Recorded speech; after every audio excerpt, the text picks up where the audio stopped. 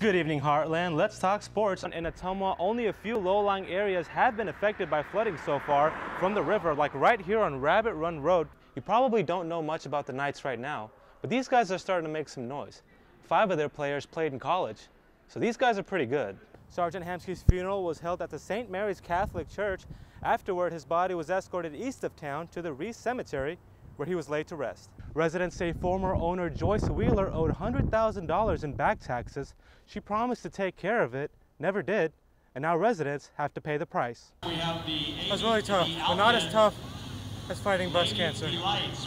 So definitely part to participate in this event. The biggest change people will notice at the beach at Ottumwa this year is the new yellow tube slide that was installed by the city earlier this month. I told you right after my live shot I was going to go check out all the food, and it's amazing. Despite hot and humid conditions, thousands of Ottumwans came out Saturday to remember a fallen son. It's awesome. This is just awesome. It just shows the Ottumwa sport for all the soldiers.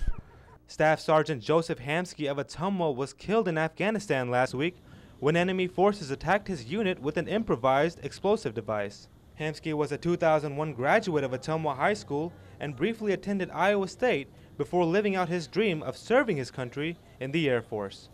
He was with the 52nd Civil Engineer Squadron, where he worked as an explosive ordnance disposal technician. Ottumwa City Council member Brian Morgan says Hamsky was a great man. Everything I've heard from him was quite a amazing young man, and very proud of what he did and very modest, and I think that says a lot. Sergeant Hamsky's funeral was held at the St. Mary's Catholic Church.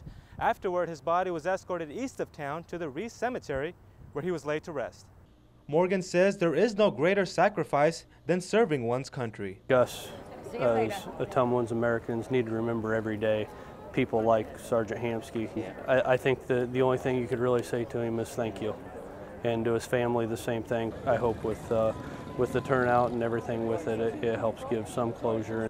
As for Sergeant Hamsky's legacy, he's a hero. He's a hero. He's defending our people, our country. Just goes to show God takes the best. And he's getting his wings today, that's for sure. In Ottumwa, Zoheb Hassanali, KTVO News. It was the unofficial start to summer in the city of Bridges. Despite an overcast day and a forecast of rain, the Beach Ottumwa Water Park opened its doors for business today, its 20th season in a row. It's hot outside, and I'm swimming here at the wave pool. The park offers a variety of activities, including an indoor pool and slide, wave pool, kids play area, and 3 different outdoor slides. There's also concessions and chairs for people who just want to lie under the sun. The biggest change people will notice at the beach at Ottumwa this year is the new yellow tube slide that was installed by the city earlier this month. The city of Ottumwa paid $250,000 for the slide, but park officials are confident it'll pay off. In the 19 years that we've been open, we have not had any new features put in. So with us getting this new slide, the people in the community are very excited. They've been calling me daily to find out if we have it ready. The beach is vital to Ottumwa as it brings in thousands of dollars to the city's economy. Officials say it also has other advantages over nearby water parks. Our price is competitive with all the other facilities, so I think we've got a low price. Honey Creek is all indoors. Ours is outside where people can enjoy the inside or the outside. Visitors say it's been a blast. I'm having fun. The slide's really great. It's faster than the white slide is, but it's not faster than the speed slide still. The park will be open every day from noon to 8 p.m. Admission is only $5 or $75 for a season pass. In Ottumwa, Zoheb Hassanali, KTVO News. Meet Sissy, a 6-year-old blind dog. Sissy suffered from parvo, a gastrointestinal virus that usually kills canines. Sissy would have been one of them until her owners brought her here at the Dog Star Animal Sanctuary near Bloomfield. We want the unwanted. We take older dogs, crippled dogs, blind dogs. We have a lot of what we call HKs, Helen Kellers. They can't see, they can't hear.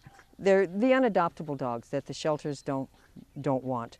The sanctuary began back in 2008 and has gained the community support. They take in dogs from owners who have abused and neglected them. They also take older dogs whose owners have gone to nursing homes or have passed away. Most of those are unadoptable, but they can also accept young dogs who can be trained and adopted back out. So how is it funded? It's done entirely by donations. We have a Facebook page and a website.